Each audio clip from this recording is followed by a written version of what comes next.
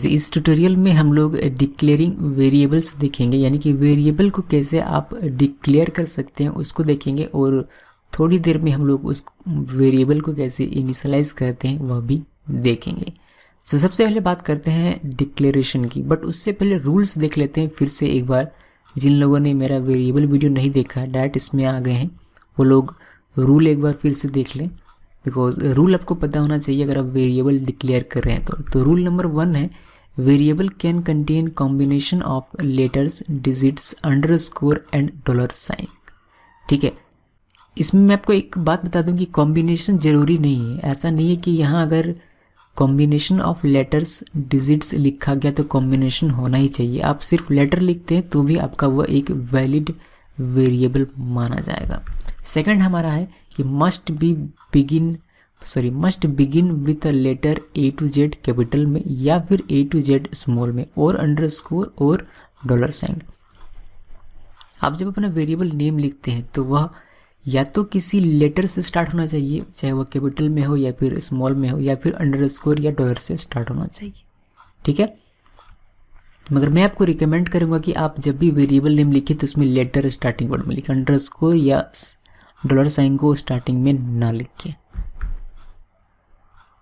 A variable name can not start with a number. एक variable name अगर आप लिख रहे हैं तो वह एक नंबर से स्टार्ट नहीं हो सकता, जैसे कि 2 नेम, 2 फूड, 3 जंक, इस तरीके का जिसके नेम में पहला वर्ड नंबर हो वह एक वैलिड वेरिएबल नहीं माना जाएगा। Must not contain any space character, यानी कि कोई भी स्पेस कैरेक्टर नहीं होना चाहिए, जैसे कि न्यू स्पेस दिल्ली, तो ये एक वैलिड वेरिएबल नहीं माना जाएगा। JavaScript is case sensitive. JavaScript case sensitive होता है, इसका मतलब ये है कि अगर आपने कैपिटल में ए लिखा हुआ एक वेरिएबल और एक वेरिएबल अपने स्मॉल में ए लिखा हो तो दोनों को अलग अलग ट्रीट किया जाएगा, दोनों सेम नहीं माना जाएगा। Can't use reserved keywords. कुछ कीवर्ड रिजर्व्ड है, आप मेरा रिजर्व कीवर्ड का वीडियो देखिएगा, वहाँ सबको पता चल जाएगा कि कौन कौन सा वर्ड रिजर्व है। तो उन वर्ड्स का आप वेरिएबल नेम के तौर पर इस्तेमाल नहीं कर सकते हैं। कुछ एग्जाम्पल देख लेते हैं, जैसे कि नेम आपने लिखा हुआ है, इसमें सभी लेटर्स हैं तो ये एक वैलिड वेरिएबल है। आपने कैब लिखा, इसमें C कैपिटल है, कैब 1 to 5 ये कॉम्बिनेशन है लेटर और डिजिट का, तो ये भी एक वैलिड वेरिएबल माना जाएगा। न्यू अंडरस्कोर में डेली लिखा है तो ये भी एक वैलिड वेरिएबल माना जाएगा। रूप डॉलर साइन आपने लिखा हुआ है तो ये भी एक वैलिड वेरिएबल माना जाएगा। अगर आप लिखते हैं 5800, मतलब इसके स्टार्टिंग में, इस वेरिएबल के स्टार्टिंग में नंबर है, तो ये एक वैलिड वेरिएबल नहीं माना जाएगा। अगर आप लिखते हैं steel city, steel space city आपने लिखा हुआ है तो ये भी एक वैलिड वेरिएबल नहीं माना जाएगा। आपने लिखा हुआ VAR वार, तो ये एक रिजर्व कीवर्ड है जिसकी वजह से ये भी एक वैलिड वेरिएबल नहीं माना जाएगा। अब डिक्लेयर करना सीखते हैं। वार हमारा डेटा टाइप है, हम लोग जानते हैं वार हमारा डेटा टाइप है, और यहाँ रोल हमारे वेरिएबल का नाम है। तो यहाँ मैंने एक वेरिएबल डिक्लेयर किया है वार रोल। इसी तरीके से आप वार नेम, वार प्राइस डिक्लेयर कर सकते हैं। ठीक है, लेकिन इस का ध्यान रखिएगा, जब भी आप वेरिएबल को डिक्लेयर करते हैं, a variable declared without a value will have the value undefined. इसमें आपने कोई भी वैल्यू असाइन नहीं किया है, यानी कि वार रोल अभी भी कुछ भी नहीं है, सिर्फ रोल है, आपका वेरिएबल बन गया है लेकिन इसमें कोई भी वैल्यू आपने असाइन नहीं किया है, जिसकी वजह से जावास्क्रिप्ट में जब आप किसी भी वेरिएबल को कोई वैल्यू असाइन नहीं करते हैं तो उसमें बाय डिफ़ॉल्ट अनडिफाइंड वैल्यू रहता है। सो ये सभी क्या है, इन सभी में अनडिफाइंड वैल्यू है। अब इनिशियलाइजिंग की बात करते हैं। इनिशियलाइज कैसे कर सकते हैं आप अपने वेरिएबल को, तो इस विषय में जानकारी लेते हैं। सो आपने लिखा हुआ है वार रोल, ये इसका जो रोल, अभी अगर आप रोल को अगर डिस्प्ले करेंगे तो ये अनडिफाइंड आपको दिखाएगा। आप इस तरीके से उसमें वैल्यू असाइन कर सकते हैं। रोल लिख के इक्वल 101। इसी तरीके से एक और एग्जांपल लेते हैं, वार नेम आपने लिखा हुआ है तो इसमें भी आप असाइन कर सकते हैं। नेम है तो गेकी सोर्स डबल कोट्स के अंदर होना चाहिए। मैंने आपको बताया था डेटा टाइप में कि यहाँ कोई स्पेसिफिक डेटा टाइप नहीं होता है कि अगर आपको नंबर स्टोर करना है तो उसके लिए एक स्पेसिफिक डेटा टाइप हो, अगर स्ट्रिंग स्टोर करना है तो उसके लिए एक स्पेसिफिक डेटा टाइप हो, बूलियन स्टोर करना है तो उसके लिए स्पेसिफिक, अगर कोई डेसिमल डिजिट करना है तो उसके लिए स्पेसिफिक, ऐसा कुछ भी नहीं है। ये डायनेमिक है। यहाँ सिर्फ आप var लिखिए, अपना वेरिएबल नाम लिखिए, उस वेरिएबल में आप कोई भी वैल्यू, किसी भी तरह का वैल्यू स्टोर कर सकते हैं। सो आगे बढ़ते हैं। एक और एग्जांपल है var प्राइस, जिसमें कि आप प्राइस इक्वल 125.36 इस तरीके से डेसिमल नंबर असाइन कर सकते हैं। अब सबसे ऊपर में अगर आप देखते हैं यहाँ var रोल इक्वल 101, तो इसको इस तरीके से लिखने के बजाय आप सिर्फ इस तरीके से भी लिख सकते हैं, यानी कि डिक्लेरेशन एंड इनिशियलाइजेशन आपने साथ में किया इसमें, ठीक है। तो var रोल इक्वल 101, इसमें भी आप उसी तरीके से रूल फॉलो कर सकते हैं। var नेम डायरेक्ट इसको इनिशियलाइज कर दीजिए इक्वल geeky source। याद रखिएगा डबल कोट्स के अंदर आपको रखना है अपना स्ट्रिंग। जब भी आप स्ट्रिंग लिखते हैं तो उसको डबल कोट्स के अंदर लिखना है। इसी तरीके से इसमें भी आप कर सकते हैं प्राइस, var प्राइस इक्वल 125.36।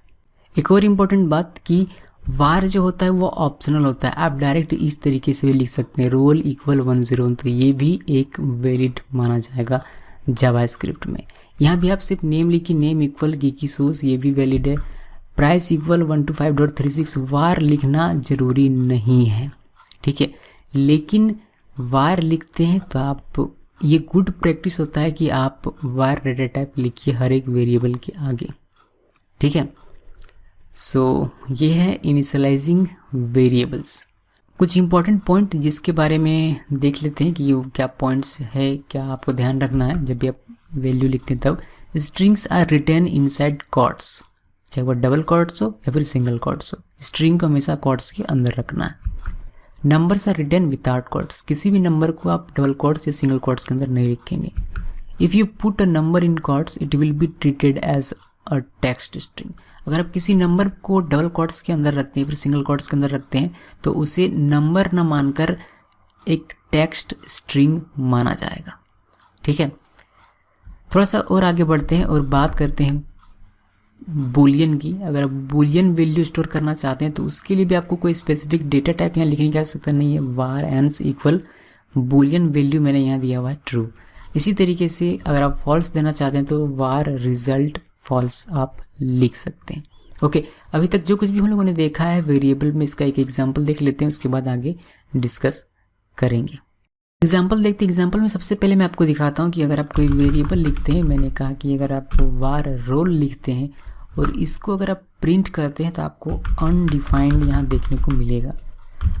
हम लोगों ने ये पढ़ा हुआ है कि var रोल इस तरीके से हम वेरिएबल डिक्लेयर करते हैं और डॉक्यूमेंट डॉट राइट क्या करता है आपके स्क्रीन पर इसको डिस्प्ले करेगा। अगर आप रोल यहाँ लिखते हैं तो ये आपका डिस्प्ले कर देगा रोल को, रोल में जो भी है वो आपको आपके स्क्रीन पर यानी कि वेब पेज में दिखाई देगा।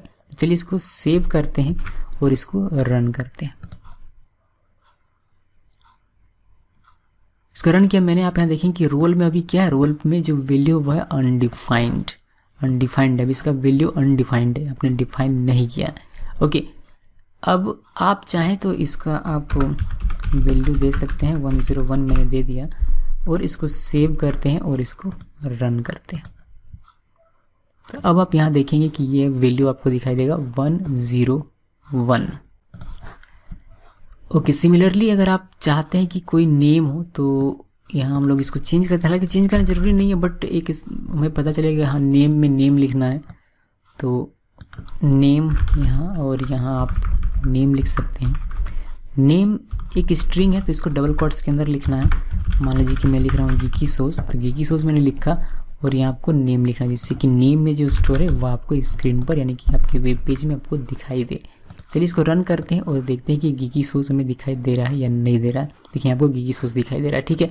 आप चाहें तो इसको अलग अलग लिखने के बजाय एक लाइन में भी लिख सकते हैं इस तरीके से, यानी कि डिक्लेरेशन और इनिशियलाइजेशन दोनों साथ में कर रहे हैं हम लोग। इसको सेव करते हैं और इसको रन करते हैं। तो यहाँ आप देखेंगे कि हमें वेब पेज में ये दिखाई दे रहा है, ठीक है। सो इस तरीके से आप कर सकते हैं। आप चाहें तो यहाँ देख लेते हैं, प्राइस इक्वल 125 या फिर जो भी था 36, पता नहीं है, मैंने 36 बोल कुछ और रहा हूँ और लिख कुछ और रहा हूँ। अच्छा ठीक है, कोई बात नहीं, एग्जाम्पल के लिए काफ़ी है। ओके, प्राइस लिखा है मैंने, इसको सेव करते हैं और हम लोग इसको रन करते हैं। तो यहाँ आप देखेंगे कि आपके आउटपुट स्क्रीन पर, एक्चुअली आउटपुट स्क्रीन नहीं है, आपका वेब पेज है जहाँ आपको इसका आउटपुट दिखाई देता है। ठीक है, इसको हम लोग क्लोज करते हैं। आप चाहें तो यहीं आप ट्रू और फॉल्स भी दे सकते हैं, जो कि बूलियन वैल्यू होता है। इसमें हम लोग चेंज नहीं करते हैं, प्राइस का प्राइस ही रहने देते हैं और इसको रन करते हैं। तो आप यहाँ देखेंगे कि आपको आपके आउटपुट स्क्रीन पर ट्रू या दिखाई देगा। आप यहाँ फॉल्स करें तो भी फॉल्स भी आपको दिखाई देने वाला है। ठीक है, सो अभी तक का जो भी हम लोगों ने थ्योरी पढ़ा है उसका एग्जाम्पल हम लोगों ने देख लिया है यहाँ पर। अब आगे फिर से थ्योरी देखते हैं। आगे इनिशियलाइजिंग वेरिएबल में हम लोग देखते हैं कि आप चाहें तो इस तरीके से कॉमा ऑपरेटर का यूज़ करके कॉमा कॉमा लिख कर भी आप एक लाइन में बहुत सारे वेरिएबल्स लिख सकते हैं और साथ में उनको इनिशियलाइज भी कर सकते हैं। ठीक है, आप चाहें तो अगर सिर्फ डिक्लेयर करना चाहते हैं तो वो भी हो सकता है। आप लिखिए var x, y, c, z और लास्ट में सेमीकोलन देना। ठीक है, तो उस तरीके से भी आप कर सकते हैं। या फिर आप डिक्लेरेशन और इनिशियलाइजेशन साथ में करना चाहते हैं तो इस तरीके से भी आप कर सकते हैं। अगर आप कोई स्ट्रिंग करना चाहते हैं साथ में तो वो भी किया जा सकता है। var f name geeky लिखा मैंने, कॉमा देना है, लास्ट नेम मैंने सोच लिखा और लास्ट में सेमीकोलन। तो मैंने एक लाइन में 2 वेरिएबल को यहाँ इनिशियलाइज किया हुआ है। यहाँ एक लाइन में मैंने 3 वेरिएबल को इनिशियलाइज किया हुआ है। उसी तरीके से अगर आप चाहें तो आप, ऐसा ज़रूरी नहीं कि यहाँ इंटीजर वैल्यू आप एक लाइन में कर रहे हैं तो सिर्फ इंटीजर ही होगा, यहाँ आप स्ट्रिंग करें तो सिर्फ एक लाइन में स्ट्रिंग ही होगा, ऐसा नहीं है। आप चाहें तो एक ही सेम लाइन में एक स्ट्रिंग को इनिशियलाइज कीजिए, एक स्ट्रिंग वेरिएबल बनाइए, और आप चाहें तो एक इंटीजर वेरिएबल या फिर नंबर वेरिएबल भी इस तरीके से आप बना सकते हैं। ठीक है, इससे कोई फ़र्क नहीं पड़ता है इसको। कुछ लोगों को ऐसा लिखना पसंद नहीं है, ठीक है, कुछ लोग ऐसा लिखना नहीं चाहते हैं। तो अगर आप मल्टीपल लाइंस में लिखना चाहते हैं तो आपके पास 2 तरीके। एक तो पहला तरीका जिसमें कि आप लिखिए कि var x सेमीकोलन, फिर var y सेमीकोलन, जो भी आपको वैल्यू देना चाहते हैं वैल्यू साथ में दे सकते हैं, लेकिन हर एक लाइन में आप लिखते हैं। या फिर आप चाहें तो यहाँ भी कॉमा का यूज़ कर सकते हैं। var name equal geeky source double quotes के अंदर कॉमा लिखिए, देन रोल इक्वल 101 कॉमा लिखिए, then address equal still city comma लिखिए, और लास्ट में सॉरी कॉमा नहीं, अगर लास्ट ये आपका लास्ट स्टेटमेंट है तो आप सेमीकोलन देकर इसको बंद कर सकते हैं। ठीक है, सेमीकोलन का मतलब ये होता है कि स्टेटमेंट, एक पूरा स्टेटमेंट ख़त्म। ठीक है, सो इस तरीके से आप सिंगल लाइन में लिख सकते हैं मल्टीपल वेरिएबल्स। ओके, या फिर आप चाहें तो इस तरीके से भी लिख सकते हैं जावास्क्रिप्ट में। जावास्क्रिप्ट बहुत ही ईजी लैंग्वेज तो नहीं कह सकता, ईजी तो मैं नहीं कहूँगा, लेकिन हाँ सी और C++ में जितना हमें मेहनत करने की आवश्यकता पड़ती है उससे तो थोड़ा कम ही मेहनत करना पड़ता है यहाँ डेटा टाइप के मामले में। आगे बढ़ते हैं और रीडिक्लेयरिंग वेरिएबल्स देखते हैं। रीडिक्लेयरिंग वेरिएबल्स का मतलब क्या होता है पहले जानते हैं। If you redeclare a JavaScript variable it will not lose its value. इसका क्या मतलब होता है और ये क्या कह रहा है, इसको एग्जांपल के थ्रू समझते हैं। अगर आप लिखते हैं var name equal geeky source, आपने नेम को असाइन कर दिया है geeky source, और इसके जस्ट नीचे आप लिखते हैं var name इस तरीके से। ठीक है, और आप सोच रहे हैं कि ये अनडिफाइंड हो जाएगा, बिकॉज हम लोग जानते हैं कि var name हम लोग इस तरीके से लिखते हैं तो ये अनडिफाइंड होता है, लेकिन नहीं, एक बार आपने इसको इनिशियलाइज कर दिया है उसके बाद अगर आप इसको इस तरीके से लिखते हैं और अगर आप इसको प्रिंट करेंगे अपने स्क्रीन पर तो आपको geeky source ही दिखाई देगा। ठीक है, ये अनडिफाइंड नहीं होगा। ओके, सो यही है, स्क्रीन में आपको क्या दिखाई देगा, geeky source।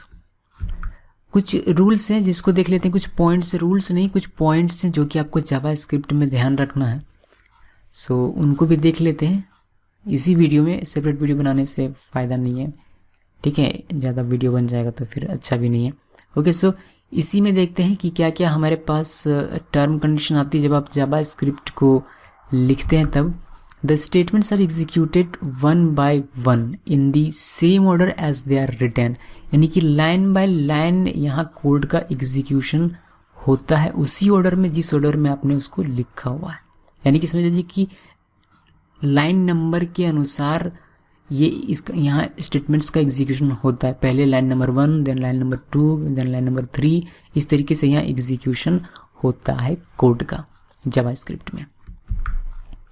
JavaScript programs and JavaScript statements are often called JavaScript code. ठीक है, इसमें तो कुछ नहीं है। Semicolon separate JavaScript statements. ठीक है, सेमीकोलन क्या करता है, सेपरेट करता है जावास्क्रिप्ट के स्टेटमेंट्स को। Ending statements with semicolon is not required but highly recommended, यानी कि सेमीकोलन से स्टेटमेंट को एंड करना जरूरी नहीं है, बट ऐसा करना चाहिए गुड प्रैक्टिस के लिए। JavaScript ignore multiple spaces. अगर आप बहुत सारा स्पेस देते हैं, मैं स्ट्रिंग के अंदर की बात नहीं कर रहा, मैं डबल कोट्स के अंदर की बात नहीं कर रहा हूँ, यहाँ मैं बात कर रहा हूँ आप जब कोड लिखते हैं स्क्रिप्ट टैग के अंदर या फिर आप एक्सटर्नल में भी लिखते हैं तो भी आप अपने कोड में बहुत सारा स्पेस देते हैं तो वह उस चीज़ को इग्नोर करता है, वह आप अपने लिए स्पेस देते हैं कि हाँ ये अच्छा दिखे। ठीक है, ये मैं बता दूंगा अभी एग्जाम्पल में। Use line breaks. अगर आपका स्क्रीन आप लिख रहे हैं इस तरीके से, अपने यहाँ जैसे कि यहाँ से शुरू के लिखना, अपने लिख रहे पूरा स्क्रीन को फुल हो गया, फिर भी लिख रहे हैं, आप लिख रहे हैं, ये इधर जा रहा है, आप इधर से लिख रहे हैं, जैसे नोटपैड में होता है। अगर आप वर्ड रैप अगर आपने इनेबल ना किया हो तो लिख रहे, ऐसा नहीं करना है। आप इंटर प्रेस कीजिए, लाइन ब्रेक कीजिए और उसके नीचे लिखिए, जैसे कि यहाँ लिखा कि अब ये हमें एक स्क्रीन पर ही विदाउट स्क्रॉल किए हुए एक स्क्रीन पर ही हमको दिखाई देता है। तो इस तरीके से आपको ये लिखना है। ऐसे मैंडेटरी नहीं है, बट ऐसा लिखने से क्या होता है कि आपको सारे कोड एक जगह पर दिखाई देते हैं सही तरीके से। ओके, सो ये सारी चीज़ें प्रोग्रामर्स के लिए सही होती हैं। चलिए एग्जांपल देखते हैं, और अभी तक जो हम लोगों ने देखा हुआ है उसको हम लोग थोड़ा सा प्रैक्टिस कर लेते हैं। ओके, सो लास्ट टाइम तो हमने ये देखा था, अभी हम लोग मल्टीपल देख लेते हैं। मल्टीपल भी हम लोगों ने देखा हुआ है तो वही देखते हैं। ठीक है, x इक्वल आप चाहें तो 10 लिख सकते हैं, यहाँ कॉमा दीजिए, y 20 और c कॉमा दीजिए और यहाँ 30 आप लिख सकते हैं। उसी तरीके से आप चाहें तो यहाँ मैं तीनों को अलग अलग कर देता हूँ। ठीक है, जिससे कि हमें, लेकिन इसमें अच्छा देख लेते हैं क्या होता है। ओके, x, मुझे उम्मीद है कि तीनों का आपको यहाँ मिल जाएगा आउटपुट। देख लेते हैं मिलता है या नहीं मिलता है, थोड़ा सा डाउट है मुझे, बट फिर भी देख लेते हैं। x y c हम लोगों ने लिखा। ठीक है, इसको सेव करते हैं और इसको रन करते हैं। ओके, यहाँ आपको देखिए 10, 20 और 30 मिल रहा है। ठीक है, सो यहाँ आपको इस तरीके, मतलब ये कहने का सिंपली मतलब मेरा ये हुआ कि इस तरीके से भी आप लिख सकते हैं। आप चाहें तो सिंपली इसको ऐसे भी लिख सकते हैं, जैसा कि हम लोगों ने देखा, इस तरीके से भी आप लिख सकते हैं, इससे भी कोई प्रॉब्लम नहीं होने वाला है। ठीक है, इसको सेव करते हैं और इसको हम लोग रन करते हैं। ठीक है, इसमें भी आपको दिखाई दे रहा है। ओके, थोड़ा सा आगे बढ़कर अगर हम लोग रीडिक्लेयरिंग वाले एग्जाम्पल को देखें कि रीडिक्लेयरिंग से इसका जो पहले का वैल्यू होता है वह मिस नहीं होता है, तो उसको देख लेते हैं कि वह उसका मीनिंग क्या होता है। ठीक है, यहाँ हम लोग जैसे कि एक देते हैं कोई भी वेरिएबल नेम, मान लीजिए कि हम लोग दे रहे हैं इसमें वेरिएबल नेम वाईफाई। अभी वाईफाई चल रहा है जियो का, ज़बरदस्त, सब लोग हम लोग यूज़ कर रहे हैं फ्री में। ठीक है, तो वाईफाई जियो, मैं आपको बता दूं कि ये प्रमोशनल वीडियो नहीं है, जियो की तरफ से मुझे कुछ भी नहीं मिला। ठीक है, सो वार वाईफाई मैंने लिखा हुआ है इक्वल जियो मैंने लिखा हुआ है। ठीक है, तो सबसे पहले मैं आपको बताता हूँ कि अगर आप इसमें कोई भी वैल्यू सेट नहीं करते तो ये आपको क्या देता है। ठीक है, अगर वाईफाई लिख के यहाँ अगर इसको हम लोग सेव करें और इसको हम लोग रन करें तो आप देखेंगे कि आपको यहाँ स्क्रीन पर मिलेगा अनडिफाइंड, यानी कि अभी तक डिफाइंड नहीं किया गया है। ओके, हम लोग इसको डिफाइन करते हैं। यहाँ हम लोग क्या लिखते हैं, जियो, जियो लिख दिया मैंने। उसके बाद इसको सेव करते हैं और इसको अगर आप रन करेंगे तो अभी आपको मिलेगा यहाँ जियो लिखा हुआ, ये तो हम लोग जानते हैं। लेकिन अगर इसके नीचे फिर से आप वार लिखें और वाईफाई लिखें और इसमें आप कोई भी वैल्यू असाइन ना करें, इसको सेव कर देते हैं और इसको रन कर देते हैं। और अगर आप सोच रहे हैं कि फिर से यहाँ आपको अनडिफाइंड दिखने को मिलेगा, तो ऐसा नहीं है, नहीं मिलेगा, क्योंकि ये पहले वाले वैल्यू को मिस नहीं करता। ठीक है, हाँ, अगर आप यहाँ कुछ नया स्ट्रिंग लिखते हैं, जैसे कि एयरटेल अगर आप लिखते हैं, इसको सेव करते हैं और अब अगर आप इसको रन करते हैं तो ये पुराने वाले को रिप्लेस कर देता है। ठीक है, तो ये सारी चीज़ें यहाँ आपको ध्यान में रखनी है जब भी आप वेरिएबल्स के साथ काम करते हैं तब, ठीक है। अब लास्ट में जो हम लोगों ने कुछ पॉइंट्स देखा था उसके बारे में डिस्कस कर लेते हैं। पहला पॉइंट जो हम लोगों ने देखा था उसमें मैंने कहा था कि जावास्क्रिप्ट जो होता है वो लाइन बाय लाइन कोड को एग्जीक्यूट करता है। मतलब पहले इस लाइन को एग्जीक्यूट करेगा, फिर इस लाइन को, फिर इस लाइन को, फिर इसके नीचे, फिर इसके, यानी कि ऊपर से नीचे तक लाइन बाय लाइन इसका एग्जीक्यूशन होता है। ये जो कोड होते हैं इन सभी कोड को हम लोग जावास्क्रिप्ट का कोड कहते हैं। हर एक कोड यानी कि हर एक स्टेटमेंट की मैं बात कर रहा हूँ, हर एक स्टेटमेंट को आप एंड करते हैं सेमीकोलन से, ठीक है। लेकिन ये मैंडेटरी नहीं है, मैंडेटरी नहीं है कि आप सेमीकोलन से एंड कीजिए, ठीक है। जैसे कि अगर हम लोग बात करें इसमें से एयरटेल को हम लोग हटा देते हैं बिकॉज एयरटेल वाले बहुत पैसा लेते हैं, ओके, एयरटेल को हटा देते हैं। अगर आप इसमें से सेमीकोलन को हटा देते हैं तो और इसको सेव करते हैं, ठीक है, इसको आप रन करेंगे तो भी आपको आपका आउटपुट मिलेगा, ठीक है। ऐसा नहीं है कि अपने सेमीकोलन नहीं लिखा तो आपका आउटपुट आपको नहीं मिलेगा। ये मैंडेटरी नहीं है बट गुड प्रैक्टिस है कि आप सेमीकोलन लिखें, ठीक है। इसके बाद वाइट स्पेस की बात करते हैं। जैसे कि कहने का मतलब ये कि अगर आप यहाँ चाहें तो जितनी मर्जी उतनी वाइट स्पेस दीजिए, इससे इसको कोई फ़र्क नहीं पड़ता। ये इन सब चीज़ों को इग्नोर करता है। आपको कैसा लग रहा है, ये पढ़ने में अच्छा लग रहा है, नहीं लग रहा है, तो वह आप पर डिपेंड करता है कि आप कितना स्पेस देना चाहते हैं। अगर इसको आप सेव करें और इसको अगर आप रन करेंगे तो भी आपको दिखाई देगा वही सेम चीज़, इसमें कोई भी इफेक्ट आपको नहीं पड़ेगा। और इंटर यानी कि मैंने कहा था कि लाइन ब्रेक, तो जैसे कि ये 2 लाइन काफ़ी नज़दीक दिखाई दे रहा है, अगर आपको ऐसा लगता है तब यहाँ इंटरप्रेस कर सकते हैं, इससे भी इसको कोई फ़र्क नहीं पड़ता, ठीक है। इसको आप सेव कीजिए और इसको आप रन कीजिए, आपको सेम आउटपुट मिलेगा और सही आउटपुट मिलेगा, ठीक है। आप चाहें तो ये जो आपने लिखा हुआ इसको आप नीचे लाइन में लिखिए, इसको सेव कीजिए और इसको रन कीजिए, ये अभी भी आपको सही आउटपुट देगा, ठीक है। ये आप पर डिपेंड करता है कि आप अपनी विजिबिलिटी किस तरीके से बना के रखना चाहते हैं अपने कोड में, ठीक है। सो बस यही है इसमें वेरिएबल्स में। मुझे उम्मीद है कि आपको declaration and initialization of variable in JavaScript समझ में आया होगा। और कुछ भी अगर आपके मन में डाउट है वेरिएबल से रिलेटेड जावास्क्रिप्ट में तो कृपया करके कमेंट सेक्शन में ज़रूर पूछें, क्योंकि वेरिएबल जो किसी भी प्रोग्रामिंग लैंग्वेज का वेरिएबल टॉपिक जो होता है बहुत इंपॉर्टेंट होता है, क्योंकि विदाउट वेरिएबल आप अपने प्रोग्राम में कुछ भी नहीं कर सकते हैं, ठीक है। सो ये टॉपिक आपका बिल्कुल क्लियर होना चाहिए और मुझे उम्मीद है कि क्लियर हो गया होगा, बिकॉज इसमें हमने काफ़ी समय दिया हुआ है, वीडियो तो काफ़ी बड़ा बन गया होगा ऐसा मुझे लग रहा है, ठीक है। सो मैंने कोशिश किया है कि आपको सब कुछ बता सकूं और सब कुछ क्लियर कर सकूं, लेकिन अगर कोई भी डाउट है तो आप कमेंट के थ्रू मुझे पूछ सकते हैं। इस वीडियो को देखने के लिए आपका धन्यवाद।